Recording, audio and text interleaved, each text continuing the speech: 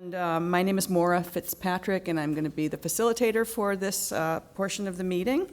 And before we begin, I just wanted to point out that we have American Sign Language signers here if they need. We'll do the American Sign Language first. If anybody needs a sign language interpreter, we'll be sitting over to the left. Please find us and we're happy to provide interpretation. And we also have Spanish interpreters as well. Si alguien necesita un intérprete de español, estamos también allí sentados a la orden para servirles. I just said in Spanish that there's a Spanish interpreter. Two of us sitting there in case you need our help. Thank you very much. Thank you, thank you. And our format this evening, as most of you took advantage of, we have our open house outside, and those of us with name tags are part of the project team. And our open house is an opportunity for you to have conversations with the team members so that they can perhaps answer your questions or have some discussion. What we're doing here in this session is we want to hear from you. So this is where we're taking public statements. We will not be responding to the statements made in this area.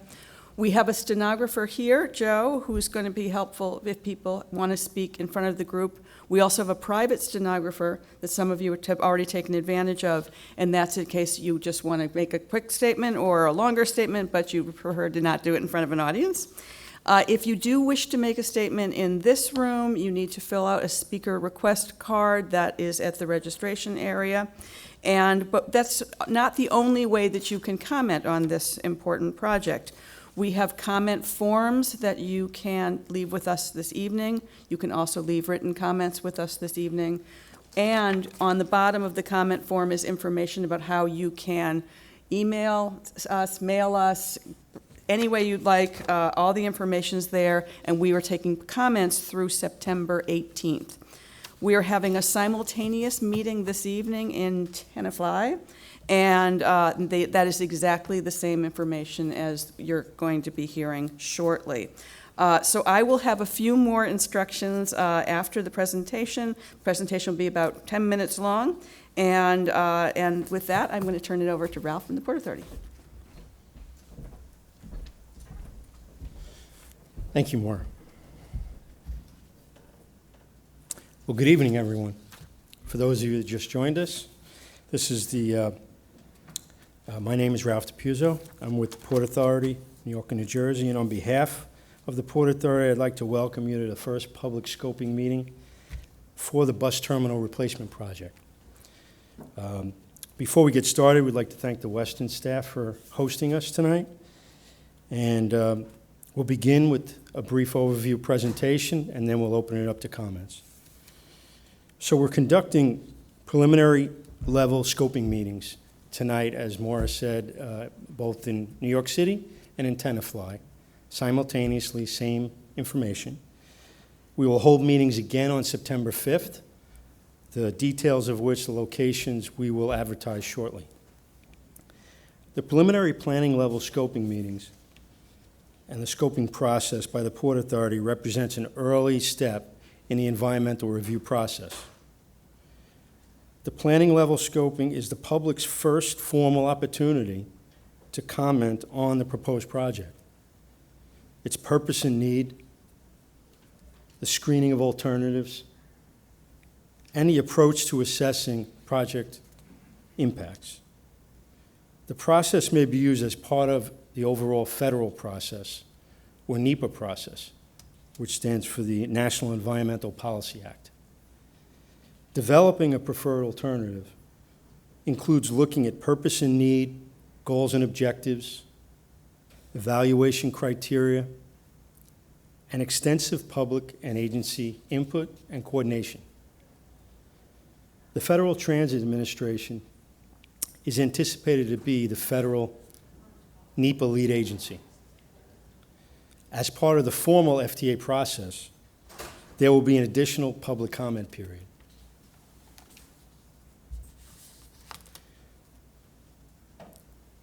So we are here to listen to you tonight and hear your comments on the planning level scoping document.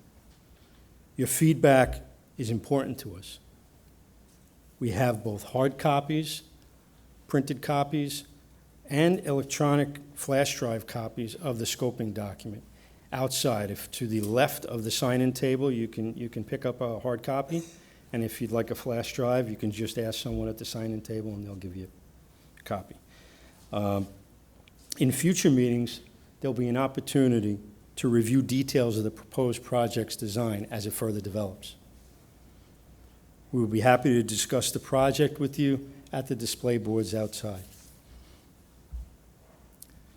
So since its opening in 1950, the Port Authority Bus Terminal has been expanded twice. First in 1963 and again in 1981, where 50% more gate capacity was added with the addition of the north wing. At its core, we must define the what and the why of the project as a first step. What is the purpose and why is it needed? This forms the project purpose and need, which is threefold in this case.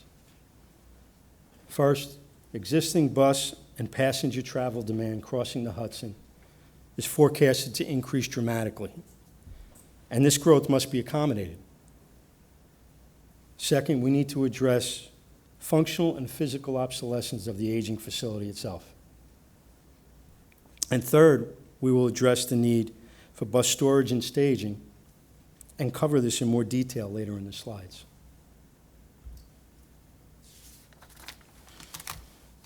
So to address the purpose and need,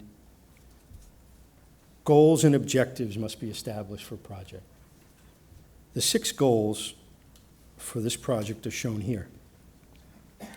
Simply, they are as follows: to improve Trans-Hudson bus operations, to improve the passenger experience in the terminal, to provide seamless passenger accessibility and connectivity,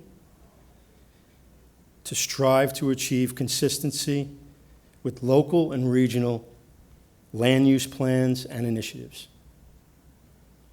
to develop a project that optimizes life cycle costs, and finally, to reduce the impacts of bus services on the built and natural environment.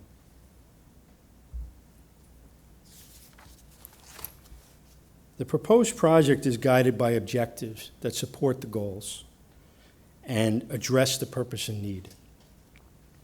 Those objectives important to the commuting public are as follows. First, to maintain or improve connections to the subways to get you where you're going. To provide a world-class, state-of-the-art terminal design. To maintain or improve pedestrian accessibility to each traveler's origins and destinations. And to provide direct bus linkages from the terminal to and from the Lincoln Tunnel. For more information on the remaining objectives, please refer to the scoping document for more information. As we previously mentioned, bus storage and staging is an important aspect of the existing and future bus operations. The proposed project would provide for storage and staging within the new terminal to the extent practicable, or at a combination of on-site and off-site surface lot locations. The project would seek to minimize impacts on city streets from bus services operating within the replacement terminal and assure that the use of city streets by bus terminal buses would not increase. Independent of this, the Port Authority has commenced a separate effort looking at storage and staging capacity in response to community concerns to the bus impacts on local city streets. This separate effort could result in a bus storage and staging facility of independent utility, and that could proceed with or without the replacement project as an alternate means of addressing and potentially increasing bus storage and staging. One location being considered for this independent facility is at Galvin Plaza between 10th and 11th Avenues.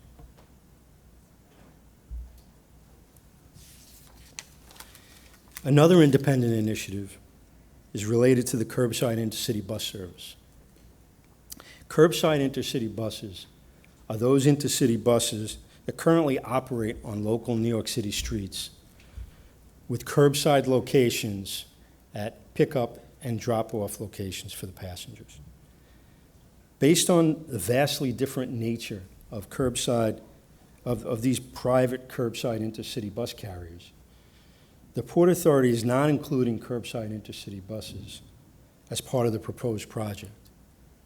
The curbside intercity market has developed independent of the existing terminal for a variety of reasons, as explained in the scoping document.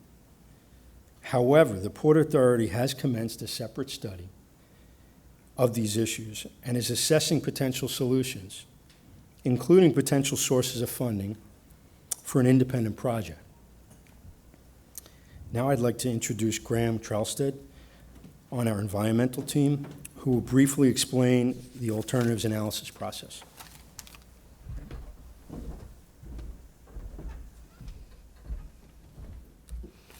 Thank you, Ralph, and good evening to you all.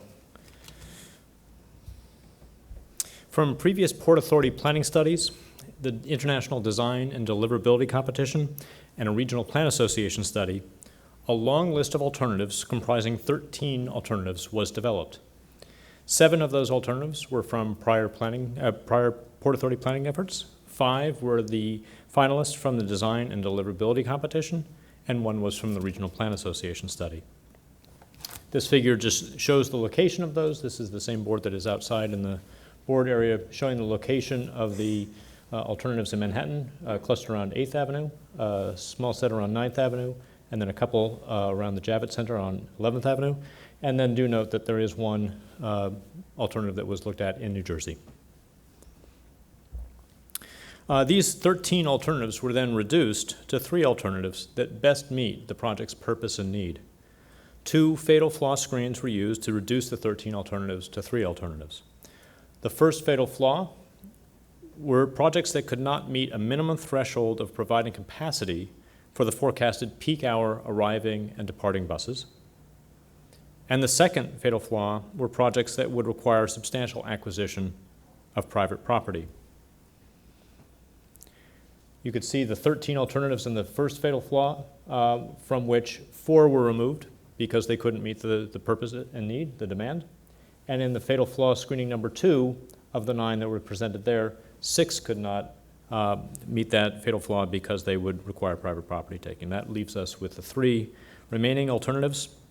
They cleared the screening process: a build-in-place alternative at 8th Avenue, the Perkins-Eastman Design and Deliverability Competition finalist at the Javits Center, and the Regional Plan Association concept of splitting operations between a rehabilitated bus terminal at 8th Avenue and the Javits Center, where there will be intercity operations.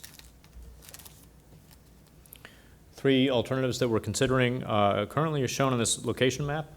The circle on the right is the current bus terminal location at 8th Avenue.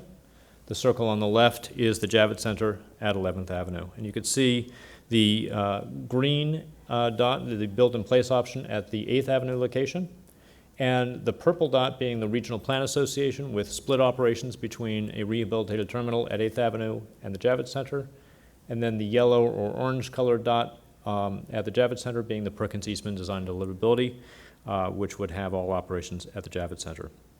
It's also important to note that the federal environmental process that Ralph referred to, the NEPA process, requires us to include what's called a no-action scenario, which is required. That's basically a condition wherein the proposed bus terminal replacement is not built, but the forecasted demand is still arriving in Manhattan. So we'll have to take a look at that as well.